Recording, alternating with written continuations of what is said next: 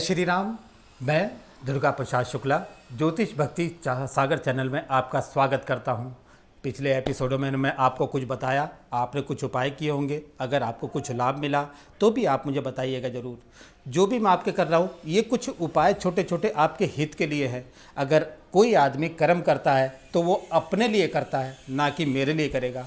अगर 5 प्राणी आपके घर में हैं, 5 आदमी आपके घर में हैं, तो जो रोटी खाएगा लगेगी उसी को, अलग किसी को नहीं लगेगी। अब यहाँ पे आपके घर में सबसे बड़ी बाधा है पितृ या प्रेत बाधा।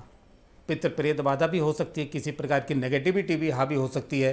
खासकर आजकल जो 80 से 85% 90% लोगों में ये शिकायत है कि शादी से पहले तो बहू बहुत अच्छी थी, लेकिन शादी के बाद जब वो घर में आई तो बीमार रहनी शुरू हो जाती है। सास कहती है इसका काम करने का मन ही नहीं करता, काम चोर कहेंगी, दुनिया भर की चीज़ है। लेकिन जब वो मायके चली जाती है, जब वो ठीक रहती है, लेकिन यहाँ आने पे उसका शरीर गरिष्ठ रहता है। कभी कंधों में दर्द रहेगा, कभी सर भारी रहेगा, कुछ ना कुछ अकारण कारण कुछ ना कुछ उसके साथ बनता रहता है, जिसके कारण वो दवाइयों का सेवन करती रहती है। इसे हम प्रेत बाधा भी कहते हैं।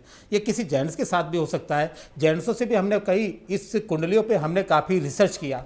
रिसर्च करने के बाद हमने पूछा, वो कहते जिससे भी पूछो तो वही कहता है शादी से पहले तो मैं बहुत बढ़िया था, शादी होते ही मामला डाउन हो गया। तो ऐसा क्यों हुआ? जब आपकी गृहस्थी आपसे जुड़ी, आपकी पत्नी आपसे जुड़ी, तो जुड़ने के बाद आपका काम डाउन हो गया। ऐसे बहुत से लक्षण हैं मेरे पास, बहुत सी ऐसी जन्म पत्री आती हैं। और दूसरे उनकी पत्नी पीड़ित रहती है, शादी से पहले एक गोली नहीं खाई, लेकिन ससुराल में आकर उनकी दवा बंद नहीं हुई। तो इसे प्रेत बाधा भी कह सकते हैं, इसे पितृ प्रेत बाधा भी कह सकते हैं। आज की दुनिया में सबसे ज़्यादा जो उपाय है बस पितृदोष ही कहलाते हैं। लेकिन पितृ दोष कभी नहीं लगता। कभी आपके बुजुर्ग आपको कोई पीड़ा नहीं पहुंचाते, लेकिन अगर कोई पितृ आपका प्रेत बना हुआ है वो ज़रूर आपको पीड़ित करेगा। वो किसी रूप में आपके साथ रहता है, लेकिन वो दिखता नहीं है। इसके विशेष लक्षण ये हैं कि जब आप ससुराल मायके जाते हैं तो ठीक रहते हैं, लेकिन ससुराल जब आते हैं तो आपका शरीर गरिष्ठ हो जाता है, भारी हो जाता है।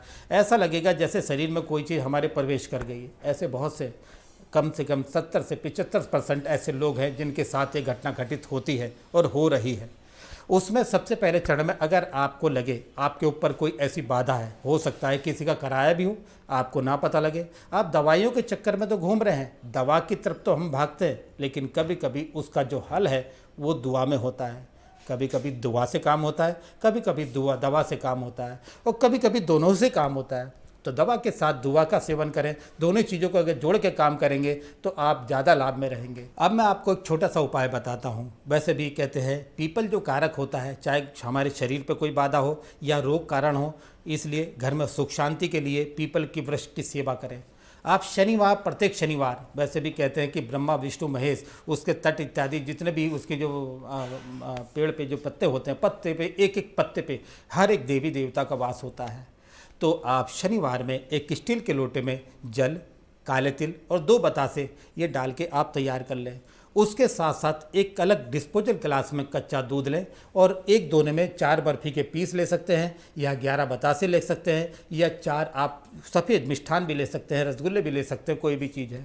उसके बाद आप एक सिक्का लें। सिक्का लेने के बाद अपने माथे से लगा के कि अगर मेरे ऊपर कोई पितृदोष हो या किसी का नज़र दोष हो या कोई और बाधा इत्यादि हो, वो हमारे देवी देवता या कृपा करें, पीपल देवता मेरे शारीरिक मानसिक कष्ट रोग का हरण करें। वो आप उस दूध में डाल दीजिए। सबसे पहले पीपल पे पहुंचिए, प्रातःकाल ब्रह्म मुहूर्त में ही, यानी कि तारों की छाँव में ही आप पहुंच जाए नहा धो के। उस पीपल पे जल अर्पण करें और वो दूध और मीठा वो पीपल की जड़ में रखें और प्रार्थना करें कि जो भी कष्ट आदि है उससे हमें मुक्त करें।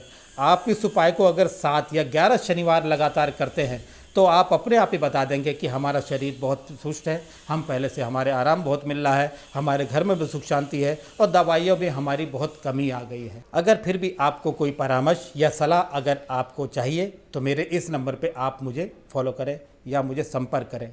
जय श्री राम।